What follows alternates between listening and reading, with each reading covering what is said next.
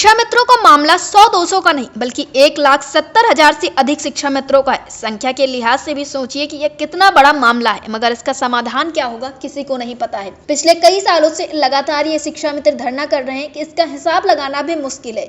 इनकी कहानी इस तरह से कि 2002 से 2009 तक 1,78,000 शिक्षा मित्र नियुक्त किए जाते हैं। पहली और दूसरी कक्षा के बच्चों को पढ़ाने के लिए उस वक्त प्रशिक्षित शिक्षक नहीं थे, तो उनकी जगह इन्हें नियुक्त किया गया क्योंकि देश में साक्षरता दर बहुत कम थी। इन शिक्षा मित्रों की सैलरी 2002 में 1850 रुपए थी, जो 2014 में रेगुलर होने से पहले 3500 पर पहुंची थी। इतने कम पैसों पर इन्होंने 12 साल तक स्कूलों में पढ़ाया। 11 जुलाई 2011 को यूपी सरकार के आदेश निकलता है कि इन सभी को सरकारी संस्थान से दूरस्थ शिक्षा के जरिए बीटीसी का कोर्स कराया जाएगा। जबकि इनकी नियुक्ति हुई थी तब ये बहुत सारे इंटर पास ही थे, मगर ज्यादातर ने बीए की डिग्री हासिल कर ली और बीटीसी का सर्टिफिकेट भी मिल चुका है। 1 अगस्त 2014 से इन्हें करीब 40,000 वेतन मिलता है। मामला हाईकोर्ट में जाता है, जहां से इनका रेगुलर होना रद्द हो जाता है, जिसके बाद से शिक्षा मित्रों में काफी ज्यादा परेशानी बढ़ जाती है। लेकिन उसके आगे सुप्रीम कोर्ट जाते हैं। वहां लंबी सुनवाई के बाद 25 जुलाई 2017 को केस हार जाते हैं। सरकार कहती है कि इनकी समस्या का समाधान निकालेंगे, मगर कुछ समय बाद और इसके बाद से आज का दिन है, शिक्षा मित्र लगातार परेशान है। 25 जुलाई 2017 एक ऐसा दिन था जिसके बाद से शिक्षा मित्रों में उदासी ही उदासी है। इस वक्त 1,70,000 से अधिक शिक्षा मित्र सड़क पर हैं। उनकी नौकरी रेगुलर हुई थी, जो अब नहीं है। सैलरी 40,000 मिल रही थी, जो अब 10,000 मिल रही है। इनकी समस्या का समाधान क्या निकलेगा किसी को नहीं पता। कब निकलेगा इसका तो और भी किसी को नहीं पता है। जब तक ये 12 साल तक 3500 की सैलरी पर पढ़ा रहे थे, तब तक किसी को नहीं लगा कि ये बेकार है, अयोग्य है, इन्हें निकाल देना चाहिए। लेकिन अब शिक्षा मित्रों के साथ कुछ ऐसा ही हो रहा है। शिक्षा मित्रों के घरों पे अंधेरे छा गए हैं। आए दिन यूपी के अखबारों में छपता रहता है कि सदमे में शिक्षा मित्र की मौत हो गई, अवसाद से मौत हो गई, किसी ने आत्महत्या कर ली, तो कोई अवसाद का शिकार हो गया। और ये खबरें एक दिन की नहीं,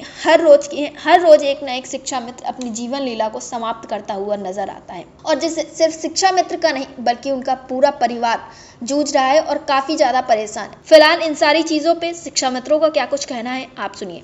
मैं सुबोध चौधरी, जिलाध्यक्ष आदर्श समायोजित शिक्षक शिक्षा मित्र वेलफेयर एसोसिएशन जनपद मेरठ। जैसा कि सभी जानते हैं, 5 सितंबर को लखनऊ में धरना प्रदर्शन के उपरांत शिक्षा मित्र वहां से इसी उम्मीद और आशा पर वापस आए हैं कि अति शीघ्र माननीय मुख्यमंत्री जी उत्तर प्रदेश शिक्षा मित्रों के भविष्य को संवारने का काम करेंगे। अधिकारियों द्वारा लिखित में भी पूर्ण रूप से आश्वस्त किया गया था कि अति शीघ्र पूरी कमेटी बैठकर आपकी सभी समस्याओं पर विचार करके उनका हल निकालेगी। जैसा कि माननीय मुख्यमंत्री जी ने सभी संविदा कर्मियों के लिए कहा है कि उनको बहुत जल्द खुशियां मिलने वाली है, तो शिक्षा मित्र यह सोच रहे हैं कि वह खुशी उनके घर भी आएगी।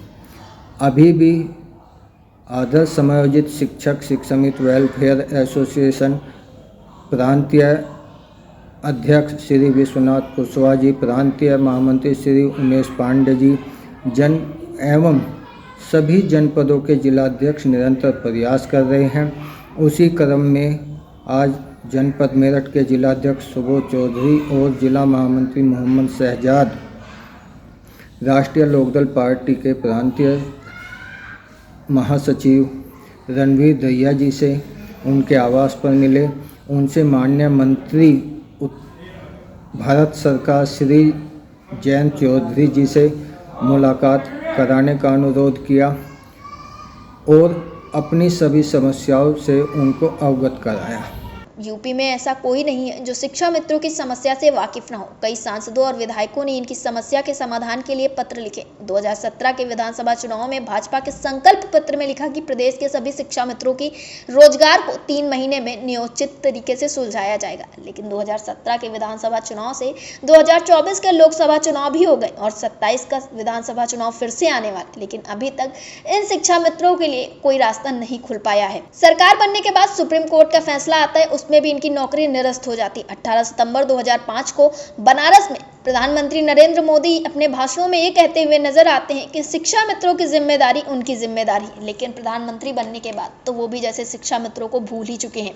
अब तो प्रधानमंत्री नरेंद्र मोदी ही बता सकते हैं कि आखिर वो शिक्षा मित्रों के साथ हैं या नहीं। अपनी योगी सरकार से इनकी समस्या के समाधान पर बात करें और उनकी समस्याओं का हल करा सकते हैं, लेकिन अभी तक कुछ निकलकर सामने नहीं आया। 1,70,000 लोगों की नौकरी, सैलरी और जिंदगी का मसला राम भरोसे या किसी कमेटी के भरोसे कैसे छोड़ा जा सकता है, ये सबसे बड़ी सोचने वाली बात है। मुख्यमंत्री योगी आदित्यनाथ ने अपनी चुनावी भाषणों में भी शिक्षा मित्रों के लिए कुछ कदम उठाने का आश्वासन दिया था, लेकिन चुनाव के बाद वो भी जैसे भूल ही गए और शिक्षा मित्र इस बात की टकटकी लगाए हुए हैं कि शायद जो इनके दावे थे, जो इनके वादे थे, वो पूरे हो जाएंगे और शिक्षा मित्रों के जीवन में खुशियां आ जाएंगी, लेकिन अभी ऐसा कुछ नजर नहीं आ रहा। फिलहाल जब 5 सितंबर का धरना प्रदर्शन हुआ और शिक्षा मित्र पूरी आशा के साथ आए कि 5 सितंबर यानी कि शिक्षक दिवस के दिन उन्हें जरूर कुछ ना कुछ हासिल हो जाएगा, लेकिन फिर से मिला तो उन्हें आश्वासन।